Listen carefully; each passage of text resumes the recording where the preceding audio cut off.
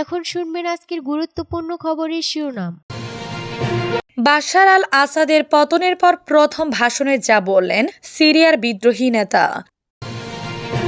Gaza Israeli হামলায় ২৪ ঘন্টায় নিহত ৪৪। দামেস্কো আতঙ্কে সিরিয়ানরা। ইরাকে আশ্রয় নিয়েছেন ২,০০০ সিরীয় সেনা, সীমান্ত বন্ধ ঘোষণা।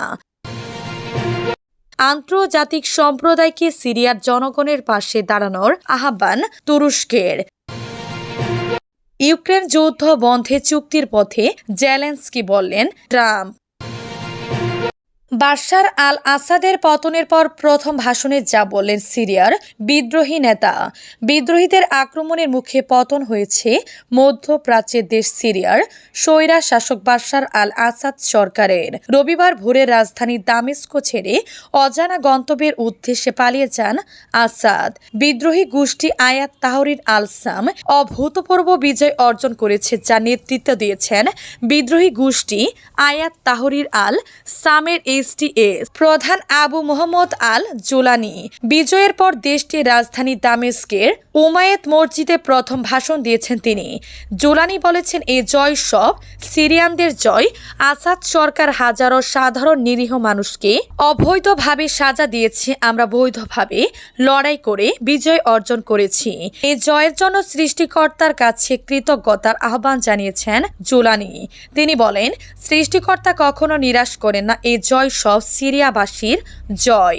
এর আগে রাজধানী দামেস্কো অপ্রীতিকর ঘটনা এড়াতে ইতিমধ্যে ১৩ ঘন্টার কারফিউ জারি করেছে বিদ্রোহী গোষ্ঠী আয়াত তাহরির আল সাম।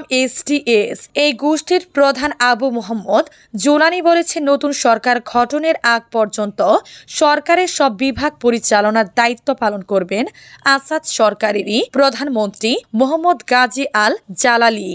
গাজা ইসরায়েলি হামলায় ২৪ ঘন্টায় নিহত ৪৪। গাজা ভূখণ্ডে ইসরায়েলি হামলায় একদিনে কমপক্ষে আরও ৪৪ ফিলিস্তিনি নিহত হয়েছেন। আহত হয়েছেন ৬৪ জন।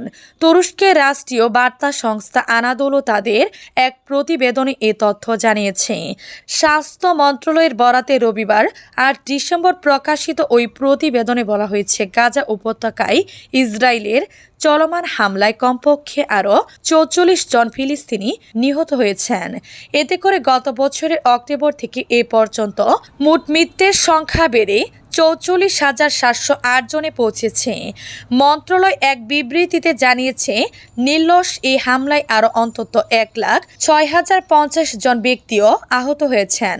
মন্ত্রণালয় বলেছে, গত ২৪ ঘন্টা ইসরায়েলি বাহিনীর অব্যাহত আগ্রাসনে ৪৪ জন নিহত এবং আরও ৭৪ জন আহত হয়েছেন। অনেক সময় এখনও ধ্বংসস্তূপের নিচে এবং রাস্তায় আটকা পড়ে আছেন, কারণ উদ্ধারকারীরা তাদের কাছে পৌঁছাতে পারছেন না।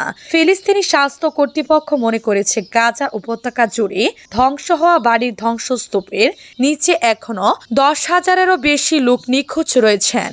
মূলত গাজায় অবিলম্বে যুদ্ধবিরতির দাবি জানিয়ে জাতিসংঘের নিরাপত্তা পরিষদের প্রস্তাব সত্ত্বেও ইসরায়েলি অবরুদ্ধ এই ভূখণ্ডে তার নৃশংস আক্রমণ অব্যাহত রেখেছে। উল্লেখ্য, গত ৭ অক্টোবর হামাসের নজিরবিহীন আন্তঃসীমান্ত হামলার পর থেকে ইসরায়েল গাজা উপত্যকায় অবিরাম বিমান ও স্থল হামলা চালিয়ে যাচ্ছে। ইসরায়েলি এ হামলায় হাসপাতাল, স্কুল, শরণার্থী শিবির, মসজিদ, গির্জাসহ হাজার হাজার ভবন ক্ষতিগ্রস্ত বা ধ্বংস হয়ে গেছে। দামেস্কে আতঙ্কে সিরিয়ানরা। প্রেসিডেন্ট বাশার আল আসাদের পতনের মাধ্যমে রোববার ৮ ডিসেম্বর সিরিয়ায় ৫৪ বছরের স্বৈরশাসকের অবসান ঘটেছে। সিরিয়ায় আসাদ পরিবারের শাসন শুরু হয়েছিল ৭০-এর দশকের শুরু থেকে। বাবার পর গত ২৪ বছর ধরে সিরিয়া শাসন করেছিলেন আসাদ। আসাদের পতনের পর গতকাল সিরিয়া জুড়ে উদযাপন শুরু হয়।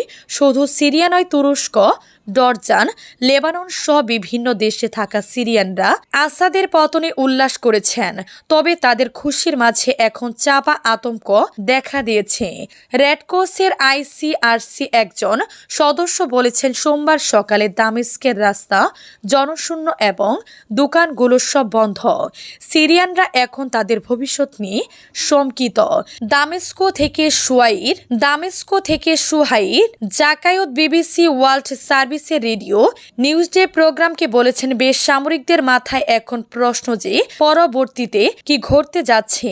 তিনি আরো বলেছেন, লোকেরা ভয়ের মধ্যে আছে, তারা কি তাদের স্বাভাবিক জীবন ফিরে পাবেন, তাদের বাচ্চারা কি আগামীকাল স্কুলে যেতে পারবেন। এদিকে এরই মধ্যে সিরিয়ার ভূখণ্ড দখল করতে শুরু করেছে ইসরায়েলি বাহিনী। গতকাল আল জাজিরার প্রতিবেদনে বলা হয়, ইসরায়েলি প্রধানমন্ত্রী বেনিয়ামিন নেতানিয়াহু গোলান মালভূমির একটি বাফার জোন দখলে নিতে তার বাহিনীকে নির্দেশ দেন। ইরাকে আশ্রয় নিয়েছিল 2000 সিরীয় সেনা। সীমান্ত বন্ধ ঘোষণা। সীমান্ত অতিক্রম করে বাশার আল আসাদের সরকারের 2000 সিরীয় সেনা ইরাকে প্রবেশ করেছে বলে জানা গেছে। এর মধ্যে কিছু সেনা আহত অবস্থায় চিকিৎসা নিচ্ছেন। ইরাকি সরকারের মতে এই সেনারা এখন ইরাকের সেনাবাহিনীর কাছে বন্দী। ইরাকি কর্মকর্তারা জানিয়েছেন, সীমান্ত দিয়ে সেনাদের পাশাপাশি বেসামরিক জনগণ এবং সরকারি কর্মকর্তারাও ইরাকে প্রবেশ করেছেন। তাদের জন্য সীমান্তের কাছে শিবির স্থাপন করা হচ্ছে এবং আশপাশের ঘর বাড়িতে থাকার ব্যবস্থা করা হচ্ছে। ইরাকের সেনাবাহিনী জানিয়েছে, সিরিয়ার বিদ্রোহীদের সঙ্গে সংঘর্ষের পর এই সেনারা সীমান্ত পার হয়েছে, তবে এখনও তাদের ভবিষ্যৎ নির্ধারণ করা হয়নি। সিরিয়ার আসাদ সরকারের পতনের পর ইরাক সরকার আল কাইম সীমান্ত পুরোপুরি বন্ধ করে দিয়েছে। ইরাকি বর্ডার গার্ড কমান্ড জানিয়েছে, সীমান্তে কোনো অতিরিক্ত বাহিনী প্রয়োজন নেই এবং এটি সুরক্ষিত রয়েছে। ইরাকের রাষ্ট্রীয় সংবাদ সংস্থা জানিয়েছে, সিরিয়ার রাজধানী দামেস্কে ইরাকি দূতাবাস খালি করে কর্মকর্তাদের লেবাননে স্থানান্তর করা হয়েছে। এরই মধ্যে সিরিয়ায় ইরানি দূতাবাসে হামলার ঘটনা ঘটেছে।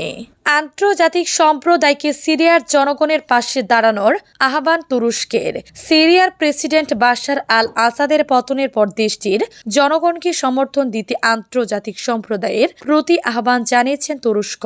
কাতারের দোহায় এক সংবাদ সম্মেলনে হাকান ফিদান বলেন, আজ সিরিয়ার জনগণের জন্য একটি নতুন আশা দেখা দিয়েছে, তবে তারা একা এই চ্যালেঞ্জ মোকাবেলা করতে পারবেন না। আন্তর্জাতিক সম্প্রদায়ের সমর্থন তাদের জন্য অত্যন্ত জরুরি।